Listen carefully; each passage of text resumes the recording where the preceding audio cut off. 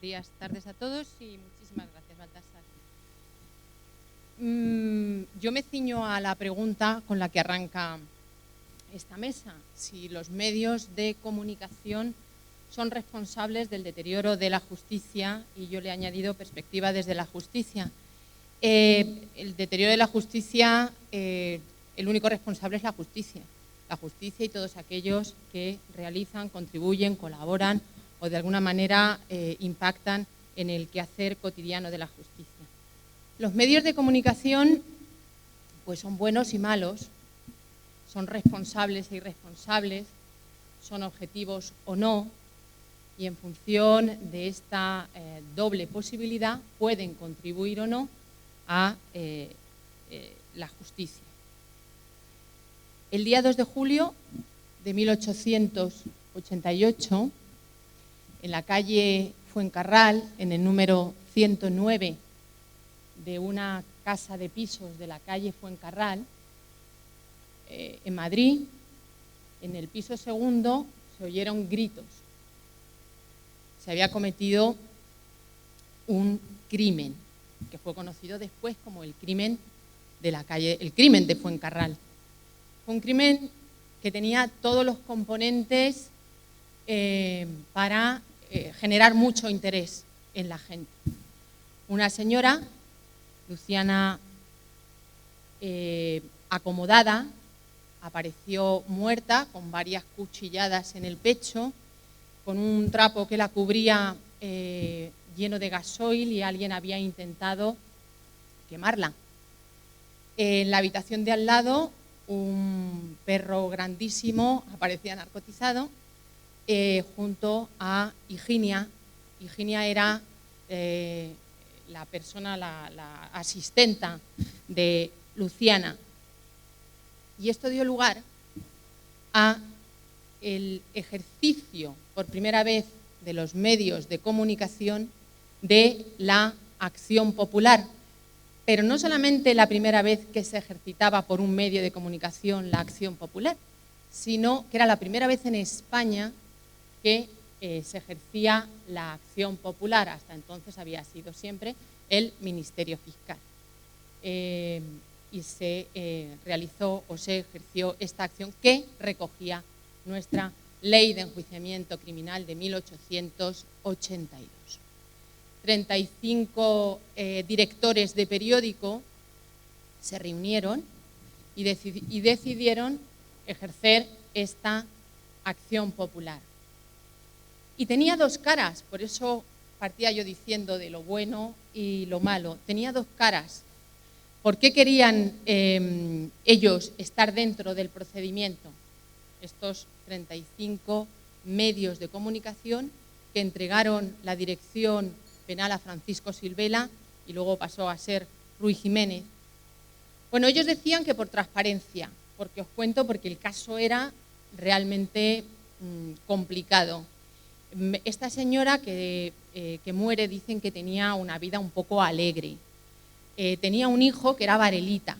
Varelita era tarambana, era un chaval con 23 años, estaba ya en la cárcel Modelo de Barcelona, pues por muchas cosas, haber intentado matar a una señora, a una prostituta, haber robado. Tenía un historial complicado y además amenazaba a su madre de muerte, porque quería que le diera la pasta, los reales, los duros. Entonces Varelita dicen que era hijo natural, yo lo cuento tal como lo cuentan los cronistas de la época, del presidente del Tribunal Supremo. De modo y manera que nadie pensaba que en relación a este caso se fuera a ejercer la acusación de una manera clara y se fuera a hacer justicia transparente, porque había como muchos intereses, que si el hijo natural del presidente del Tribunal Supremo, que si el Millán Astray, que era el director de la cárcel Modelo de Barcelona, que había dejado salir a Varelita una noche de una manera extraña. Higinia, la pobre Higinia, que luego os cuento cómo termina, que era la trabajadora que machacan, y entonces estaban todos los trabajadores levantados y querían. la gente que quería saber qué pasó en aquella casa. Estaba Dolores la billetera, Lola la billetera, que era la cómplice de Higinia. Entonces, en todo aquel, y estaban los medios de comunicación, que querían poner transparencia en este proceso penal que se iniciaba y que era muy interesante. Pero además, queridos amigos, querían hacer negocio. Negocio porque vendían periódicos, sacaban ediciones extras, panfletos permanentemente, hasta el punto que magistrados del Tribunal Supremo y magistrados de la Audiencia Territorial de Madrid pedían comisión por los periódicos de más que se estaban vendiendo. Ellos querían también participar en las ganancias que estaban obteniendo los medios de comunicación. Entonces, vimos a través de este caso cómo los medios de comunicación pueden cumplir una función de impulso del procedimiento, de investigación, de transparencia, de denuncia, porque aquí había un follón de narices. Y la pobre trabajadora fue la última ajusticiada en público con el garrote vil. Esta pobre mujer que pidió sopa de fideos para cenar antes de la muerte, fue ajusticiada y no quedó claro, porque Varelita, les digo ya que fue absuelto, o sea que tampoco el empuje y la transparencia de los medios fueron muy contundentes, pero fue ajusticiada públicamente, siendo la última ajusticiada de esta forma con el garrote vil. Pero también los medios de comunicación lo que hicieron fue sacar mucho dinero, hicieron mucho negocio e incluso establecieron lo que después han sido los juicios paralelos. Se produjo en los medios de comunicación el primer juicio paralelo de la historia judicial española. De modo y manera que Higinia había sido condenada previamente a través de los medios de comunicación. La pobre Luciana fue denostada en los medios de comunicación como una mujer de vida alegre que había tenido un hijo natural ya cuando había enviudado. Al presidente del Tribunal Supremo no le hicieron nada. No le hicieron nada y dicen que él es el que había permitido, a través de una nota que le manda a Millán Astray, que es el que dirige la cárcel modelo de Barcelona, para que dejase salir a su hijo de vez en cuando a hacer sus cosas fuera de prisión. Había muchas cosas que investigar, pero no se investigaron todas. Hubo un juicio paralelo que generó mucho negocio, muchísimo negocio. Los medios de comunicación pueden ser colaboradores con la justicia, pero también pueden ser obstruccionistas con la justicia. Colaboradores a través de investigaciones. Decía Baltasar, decía el juez Garzón al presentar a los contertulios, denuncian situaciones de vulneración de derechos humanos. Es el caso de Vicente. Vicente va por el mundo, ve las cosas que se producen y las cuenta, si le dejan. Agita de alguna manera las conciencias de la gente que estamos escuchando. En ocasiones, esas investigaciones y esas denuncias sirven para arrancar investigaciones penales. Y enlazamos con la mesa anterior. Cuando ejercemos la jurisdicción universal, podemos incluso llegar a investigaciones penales y a buscar responsabilidades de los autores. Por ejemplo, en el caso Libia, en la Corte Penal Internacional, uno de los inicios de la investigación que se produce se debió a las denuncias de los medios de comunicación. Los medios de comunicación, de una manera bastante neutral, hicieron llegar o fueron los oídos de lo que pasaba en Libia, pero también la voz que permitió transmitir qué estaba sucediendo con el pueblo libio, una vez que se había iniciado la revolución árabe en Libia, contagiada, ¿verdad?, por Túnez, contagiada por Egipto, que llega finalmente a Libia, y en Libia se produce una represión salvaje.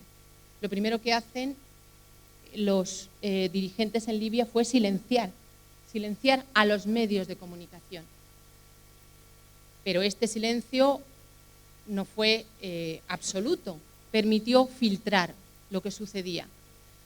Y los investigadores de la Corte Penal Internacional nos permitió a la Fiscalía partir de una base, de una noticia criminis que nos habían transmitido los medios de comunicación. Por lo tanto, tenemos esa parte positiva, pero también tenemos cuando un medio de comunicación o un grupo de comunicación, para poder ejercer poder, para poder ejercer presión por motivos económicos, por motivos, en cualquier caso, espurios, que no son la mera información, pueden distorsionar investigaciones, por ejemplo, penales, que se están desarrollando. Nosotros tenemos un ejemplo complicado. 2 minutos. Un ejemplo complicado, que son el 11M.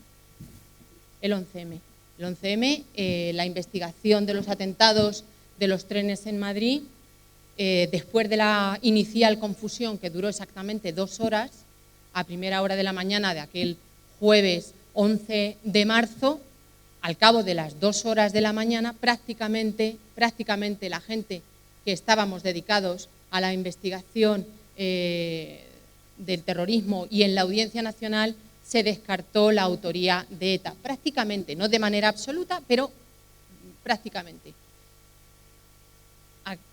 ¿Cuánto ha pasado de entonces?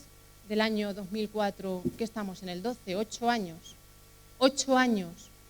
8 años. Donde ha habido una investigación, una sentencia de instancia, una sentencia del Tribunal Supremo y todavía se cuestiona por algún medio de comunicación aquella investigación que se realizó. Ese cuestionamiento no ayuda a la justicia. Y no ayuda a la justicia y no ayuda a las víctimas. Y volvemos otra vez a retomar el tema de la jurisdicción universal, la justicia universal y las víctimas de cualquier delito. Hasta el punto que las víctimas de los atentados del 11 de marzo en los trenes de Madrid, todavía a fecha de hoy, tienen que ir al psiquiatra cuando en algún medio de comunicación se cuestionan las condenas, la investigación, la instrucción o incluso el enjuiciamiento de terroristas que están condenados ya en firme. Esta gente lo pasa mal y eso no es ayudar o contribuir a la justicia. Yo quería hablar, y ya te dejo, ya cortó. No, quería hablar también del discurso del odio. El discurso del odio que se puede fomentar desde los medios de comunicación. Y desde los medios de comunicación también a través de la red.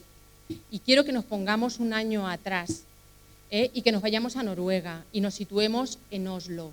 Y cuando las autoridades noruegas andaban buscando a los terroristas radicales, yihadistas y musulmanes procedentes de países no democráticos, países deprimidos, con carencias de todas clases, pero sobre todo, radicales musulmanes, nos encontramos con un radical cristiano de la extrema derecha, contrario a los valores democráticos, que se lo cuentan a través de los medios de comunicación más avanzados, a través de Internet, se alientan unos a otros y mataron, o mató en este caso, a 77 personas en Noruega, a través de ese discurso del odio. Por lo tanto, medios de comunicación absolutamente necesarios en el ejercicio de una responsabilidad en cuanto a los valores democráticos y pueden ser colaboradores o obstruccionistas de la justicia.